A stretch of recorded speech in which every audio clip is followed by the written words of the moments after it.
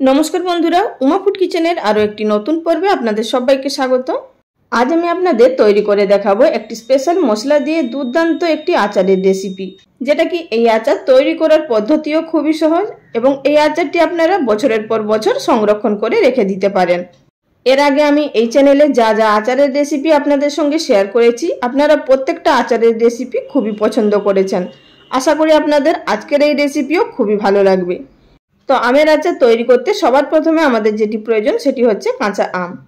आमी एखाने बड़ो साइजेर 3टे आम नियेछि, ओजने आछे 600 ग्राम। आपनारा जदि बेशी परिमाणे करते चान सेक्षेत्रे आपनारा आमेर परिमाणटा बाड़िये देबेन। एबार एई आमगुलोके आमी आगे थाकते भालोभाबे परिष्कार करे धुए नियेछि एबं जलटा मुछे नियेछि। आमेर गाये एकटुओ जल थाका जाबे ना। एखन एई आमगुलोके खोला सह एबं आँटी सह केटे निलाम। और आटिर भेतरे जे एकटा पातला प्लास्टिकेर मतो थाके सेटिके किन्तु आमादेर बाद दिये दिते होबे। और एखाने आमी एइभाबे छोटो छोटो टुकरो करे केटे नियेछि। आपनारा आपनादेर पछन्द मतो साइज करे अवश्यई केटे निते पारेन। और अवश्यई खेयाल राखबेन एई आचारे जे पात्रगुलो बा जे जिनिसगुलो व्यवहार करछेन तार मध्ये किन्तु एकटुओ जल थाकबे ना। और हाथ दिये माखार समय किन्तु जाते हातेर मध्ये कोनो रकम जल ना थाके सेटा अवश्यई खेयाल राखबेन। एखन एई आमेर टुकरोगुलोर मध्ये दिये दिलाम 1.5 टेबिल चामच परिमाण नुन और दिए देव तार संगे 1 टेबिल चामच परिमाण हलुदेर गुঁড়ো। एर आगे आमी आपनादेर যতগুলো आचारेर रेसिपि तैरी करे देखिएछि प्रत्येकटा आचार तैरी करार पद्धति सम्पूर्ण आलादा एबं प्रत्येकटा आचारेर टेस्टও आलादा হয়। এখন এই আমের টুকরোগুলোর মধ্যে নুন হলুদ দিয়ে দেওয়ার পর ভালোভাবে হাত দিয়ে মেখে নিতে হবে আমাদের। এখন আমার এখানে আমগুলো খুব ভালো মতো মেখে নেওয়া হয়ে গেছে। এই আমগুলো কিন্তু ঢাকা দিয়ে রাখবো না জল বার করার জন্য। এই আমগুলোকে এবার কিন্তু রোদে শুকিয়ে নেব। তার জন্য আমি এখানে একটি নিয়ে নিচ্ছি ছড়ানো থালা বা আপনারা চালা কুলো অবশ্যই ব্যবহার করতে পারেন, যাতে করে একটা আমের গায়ে আরেকটা আম না লেগে থাকে, যাতে আমগুলো তাড়াতাড়ি শুকিয়ে যায় সেইভাবেই কিন্তু আমাদেরকে ব্যবস্থা করতে হবে। তো আমগুলোকে আমি এখানে মেলে নিলাম একটি থালার মধ্যে। এবার এই থালাটাকে নিয়ে কড়া রোদে শুকিয়ে নেব যতক্ষণ না আমগুলো শুকোচ্ছে। আমগুলো শুকোতে দিয়ে আমরা তারই মাঝখানে একটি স্পেশাল মশলা তৈরি করে নেব। তার জন্য আমি এখানে 10 থেকে 15টা শুকনো লঙ্কা দিয়েছি। এই আচারটা একটু ঝাল ঝাল তৈরি করব, তাই আমি এখানে শুকনো লঙ্কার পরিমাণটা বেশি দিয়েছি। এবার এই লঙ্কাগুলোকে লো ফ্লেমে আমাদের ভেজে নিতে হবে যতক্ষণ না লঙ্কাগুলো একটু মুচমুচে হয়ে আসছে। অন্যান্য মশলার তুলনায় কিন্তু লঙ্কাগুলো ভাজতে সময় লাগে। লঙ্কাগুলো ভেজে তুলে নেওয়ার পর আমি কিন্তু এবার গ্যাসের ফ্লেম বন্ধ করে দিয়েছি। আপনারা অবশ্যই এটি মনে রাখবেন, শুধুমাত্র কড়াটাই গরম আছে। এবার এই কড়ার মধ্যে দিয়ে দিলাম 2 টেবিল চামচ পরিমাণ মৌরি, 1 টেবিল চামচ পরিমাণ ধনে। যেহেতু কড়াটা গরম আছে একটু নাড়াচাড়া করে নিলাম, তা না হলে তলের দিকে হয়তো বেশি গরম হয়ে যেতে পারে। আমার এখানে কিন্তু মশলাটা ভাজার উদ্দেশ্য নয়, শুধুমাত্র মশলাটাকে গরম করে নেব যাতে গুঁড়োটা হয়ে যায়।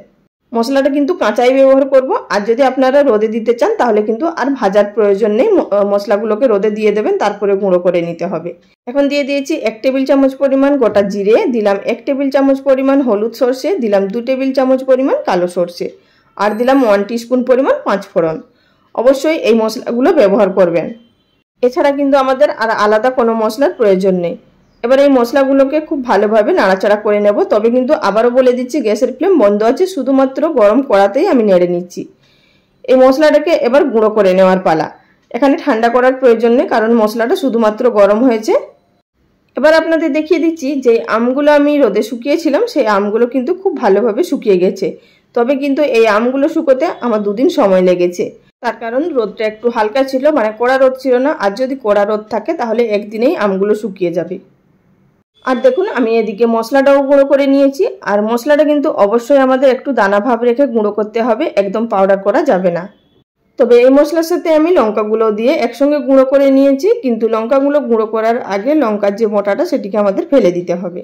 এবার চলে এসেছি আচারটা তৈরি করার পদ্ধতিতে। গ্যাস ওভেনে একটি কড়াই বসিয়ে ভালোভাবে গরম করে নেওয়ার পর তারপর আমি দিয়ে দিলাম এর মধ্যে মেজারিং কাপের 1 কাপ পরিমাণ সরষের তেল।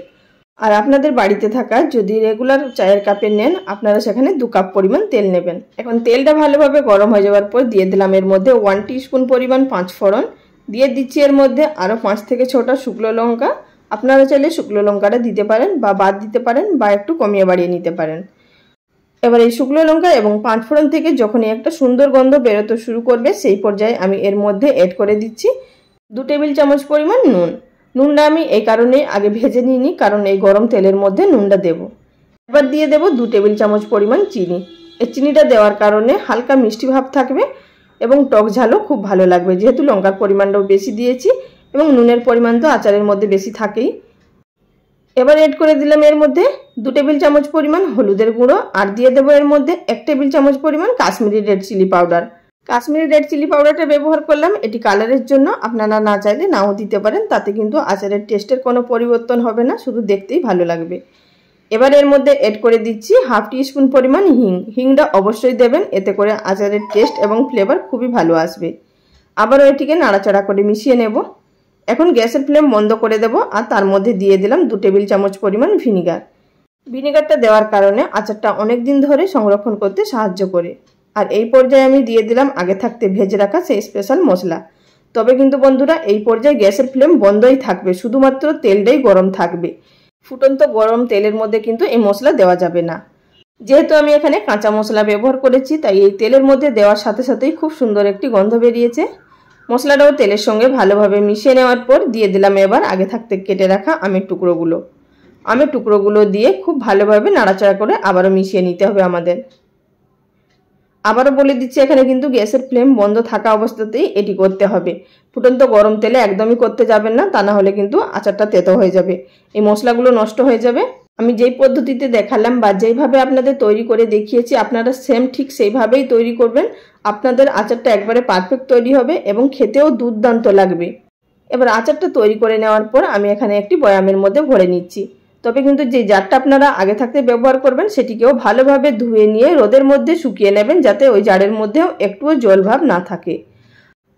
এবার এই আচারটিকে আপনারা তৈরি হয়ে যাওয়ার পর উপর থেকে একটি পাতলা সুতির কাপড় দিয়ে বেঁধে দেওয়ার পর আপনারা এটিকে রোদে প্রায় 1 সপ্তাহ থেকে 10 দিন মতো রেখে দিতে পারেন, তারপর কিন্তু খাওয়ার উপযুক্ত হয়ে যাবে। আর আচারটা খেতে এতটা সুন্দর হয়, আপনারা মুড়ি, রুটি, ভাত দিয়ে অবশ্যই খেতে পারেন এবং এই আচারটা যাকে খাওয়াবেন সেই আপনার প্রশংসা করবে। তাহলে বন্ধুরা রেসিপি কেমন লাগলো অবশ্যই লাইক কমেন্ট করে জানাবেন। এছাড়াও যদি আপনাদের মনে কোনো রকম ডাউট থাকে আমাকে অবশ্যই কমেন্ট বক্সে কমেন্ট করে জানাবেন, আমি উত্তর দেওয়ার চেষ্টা করব। তাহলে আজ এই পর্যন্ত, সবাই ভালো থাকবেন, নমস্কার।